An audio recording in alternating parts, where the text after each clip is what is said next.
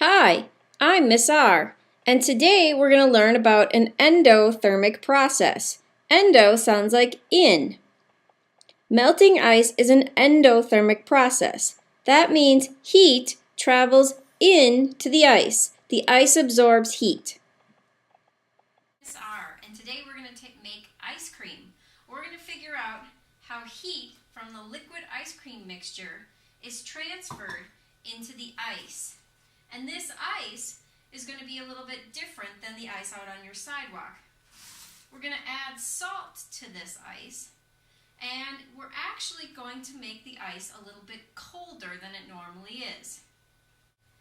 Today we're working with a thermometer that's not from our kit. This is from my kitchen because we're going to eat this food. This isn't technically a lab, I'm just making ice cream and we're going to make some observations. You can see that the ice cream mixture is 8.5 Celsius. Okay, now I'm going to take the thermometer out of my ice cream mixture and put it in the ice. Then I'm going to take my ice cream mixture and put it in a Ziploc bag and put this in the ice. I'm going to make sure that my Ziploc bag stays closed while it's in the ice. I don't want my ice cream mixture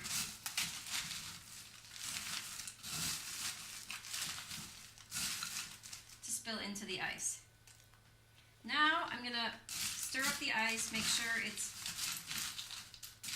in with the ice cream, and we're going to take the temperature of the ice right now.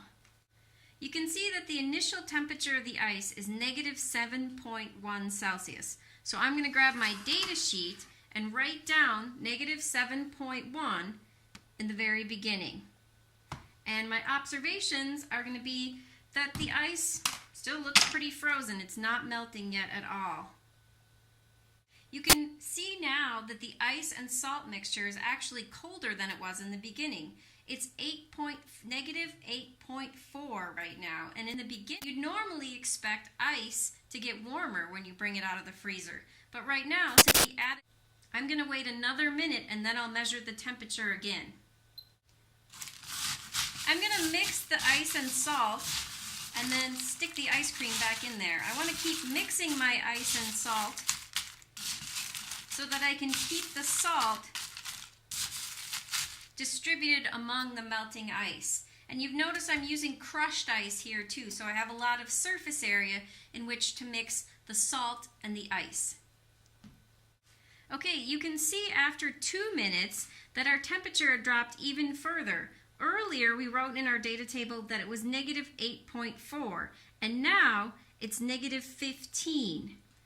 The heat from the ice cream mixture is traveling out into the ice. It's important to keep stirring your ice and salt mixture. And I'm going to grab my ice cream mixture just for a second to observe it. It still looks like a liquid here, and I have an infrared thermometer that takes temperatures very quickly, so I can measure the temperature of the surface of the bag. The bag is at 2.0 Celsius, so we'll keep an eye on that temperature as well. For the past 5 minutes, I've been stirring this ice and salt mixture, and now the temperature has stabilized at negative 18 degrees Celsius. Let's pull out the bag of ice cream mixture and check what phase of matter the ice cream mixture is in. It doesn't look very much like a liquid to me. Before it was runny and taking the shape of the bag. Now the bag is taking the shape of the ice cream. So we know that the ice cream is now a solid. After 7 minutes, the temperature is now negative 16.6. It's starting to warm up a bit. A minute ago it was negative 17.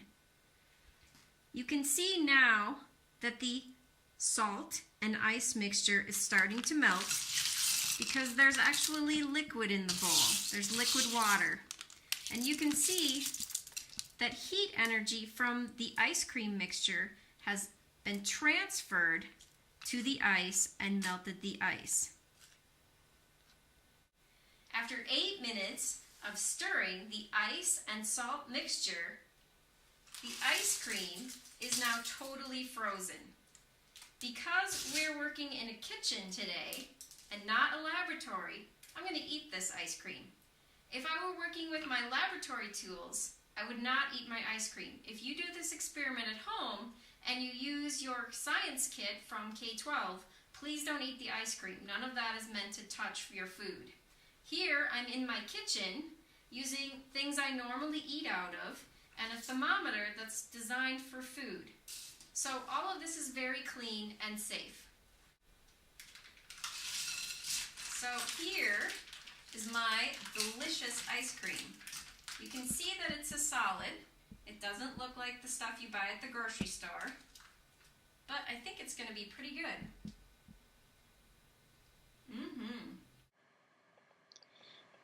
Remember, melting ice is an endothermic process. The heat is going into the ice. Endo sounds like in.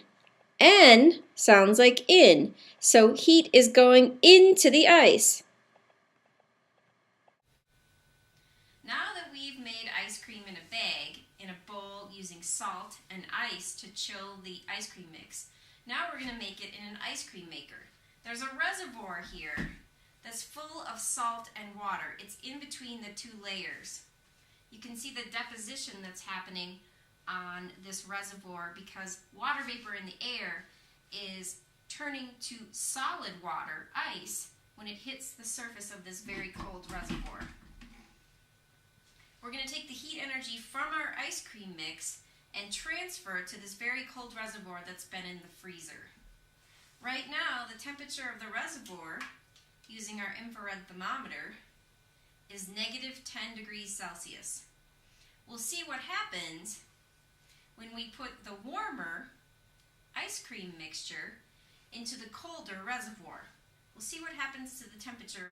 To begin, the temperature of the ice cream mix is 3.9 degrees Celsius, and that's above zero. Now we're going to dump the ice cream mix into the cold reservoir that's been in the freezer. You can see now that the liquid ice cream mix is gradually becoming a solid mix. Let's take the temperature with our infrared thermometer. You can see the temperature is 0.5 degrees Celsius. You can see now how the liquid ice cream is definitely a solid. Now we're done making ice cream. We've taken our liquid ice cream mix, put it in a reservoir, and now you can see it's a solid. I'll pull this out so you can see. We've got kind of a grainy solid here because the space between the rotor here and the wall of the container is pretty big, so you get big ice crystals when you make ice cream at home. The ice cream you buy is made with a rotor that fits very tightly inside a reservoir, so you don't get big ice crystals. The temperature of the ice cream mix right now is -0.5 degrees Celsius. The heat energy from the liquid ice cream mix has been transferred to the reservoir. The big lesson from this lab is that melting ice is an endothermic process. That means that the ice absorbs heat. Heat goes into the ice and makes it melt.